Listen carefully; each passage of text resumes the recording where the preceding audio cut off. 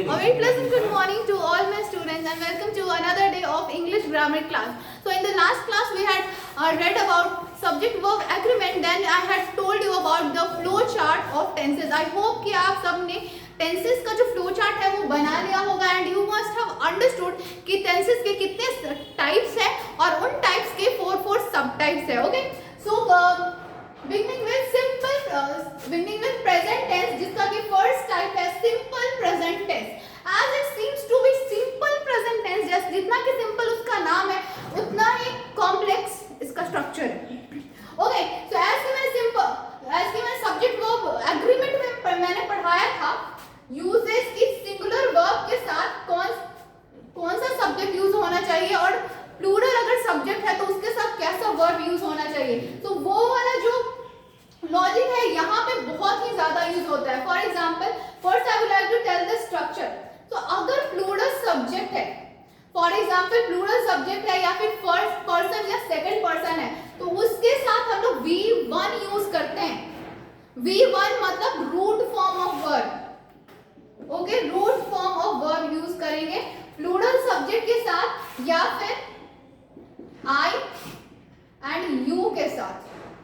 Okay, You go to school and अगर plural के जगह या फिर फर्स्ट या सेकंड पर्सन के जगह हमारा सिंगुलर सब्जेक्ट होगा और थर्ड पर्सन प्रोनाउन होगा.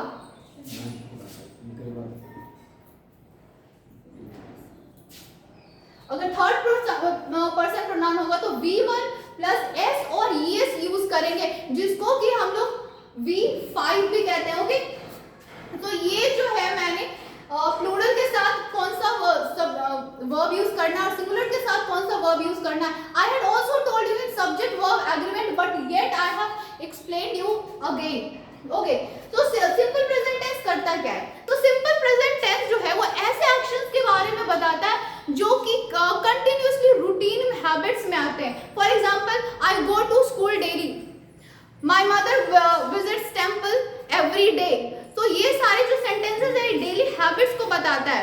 Okay, as well as scientific facts और general truths को भी रिप्रेजेंट करता है. For example lemon tastes sour, the earth revolves around the sun. ठीक है, इसके साथ just take note of the subject and the verb. यहाँ पे subject singular है तो उसके साथ verb जो है वो S फॉर्म वाला यूज हो रहा है. यहाँ पे subject जो है वो थर्ड पर्सन है तो उसके साथ S फॉर्म वाला यूज हो रहा है.